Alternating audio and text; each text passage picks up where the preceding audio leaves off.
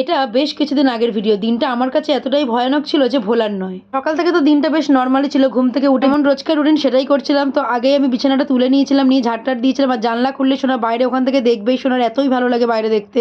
তারপরেই হাত মুখ ধুয়ে আমি ঘরটা মুছে নিচ্ছিলাম, কারণ সবসময় ঘর সকালবেলা খুব ভালো করে মুছতে পারি না। কিন্তু যেহেতু সেদিন সময় ছিল, তাই সেহেতু আমি কিন্তু খুব ভালো করে ঘরটা মুছে নিচ্ছিলাম। একদম কোনা কোনা খুব ভালো করে মুছেছি। আর এতবার ঘর মোছার ফলে না ঘরটা খুব স্লিপ হয়ে গেছে। আসলে ঘরটা যখন মোছা হয় তখন ৩ ভাবে মোছা হয়। প্রথমে জল দিয়ে মোছা হয়, তারপরে সাবান দিয়ে মুছে, আরো একবার মুছে, তারপরে ফিনাইল দিয়ে লাস্ট ফিনিশিং টাচ দেওয়া হয়েছে। এই জন্য ঘরটা ভীষণই স্লিপারি হয়ে গেছে। তারপর ওই সমস্ত কাজ সেরে স্নান সেরে চলে এসেছিলাম রান্নাঘরে, খেয়েছিলাম চা আর বিস্কুট। আর আমাদের খাওয়ার আগেই কিন্তু সোনাদের খাওয়া হয়ে গেছে। আর খাওয়া দাওয়া সেরেই কিন্তু রান্নাটা বসিয়ে দিয়েছিলাম। আর এখানে মশলাগুলো বেটে বাটে নিচ্ছিলাম, কারণ এগুলো যেহেতু আগে থেকে বাটা ছিল না, তাই শিলে বেটে নিচ্ছিলাম। একটুখানি মশলার জন্য আর মিক্সিটা বার করিনি, তাই আমি এখানে শিলনোড়াতেই বেটে নিচ্ছিলাম। আর মা বলে শিলনোড়ায় বাটা তরকারির স্বাদ অনেক বেশি। আর মা বলার পরে খেয়াল করে দেখেছি সত্যি শিলনোড়ায় বাটা তরকারির টেস্ট কিন্তু অনেকটাই বেশি হয়। আসলে এই মায়েরা যেটা বলে ঠিকই হয়। প্রথমে হয়তো আমরা ভাবি বেশি জানে, কিন্তু না, ওনারা সত্যিই ঠিক বলেন। তারপর সমস্ত কাজ সেরে এখানে জামা কাপড়টা একটুখানি বাইরে বার করে দিয়েছিলাম। আর বিকেলে আলু কাবলি খেতে খেতে একটুখানি সিনেমাটা দেখছিলাম। এই সিনেমাটা যতবারই দেখি ততবারই যেন ভালো লাগে, তাই জন্য এটাই দেখছিলাম। তোমরা যদি জানো তাহলে অবশ্যই কিন্তু কমেন্টে জানিও। আর এদিকে রাত্রেবেলা হঠাৎই কারেন্ট চলে যাওয়ার কিছুক্ষণ পরে বুকবুকির হঠাৎ করে শরীরটা ভীষণ খারাপ করে। আর ওকে ওরকম দেখে আমার তো শরীর ঠান্ডা হয়ে যাচ্ছিল, কি করবো কিছুই বুঝতে পারছিলাম না। তারপর আমি একটুখানি জল নিয়ে ওর হাতে মুখে দিলাম ভালো করে, তারপর একটুখানি হাওয়া করলাম।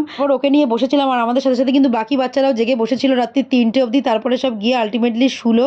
আসলে মানুষের কিছু হলে তো মানুষ বলতে পারে, কিন্তু ওরা তো বলতে পারে না, তাই ওদেরকে দেখলে আরো বেশি কষ্ট লাগে। আসলে এরা একটা বাচ্চা থেকে কিন্তু কোনো অংশেই কম না।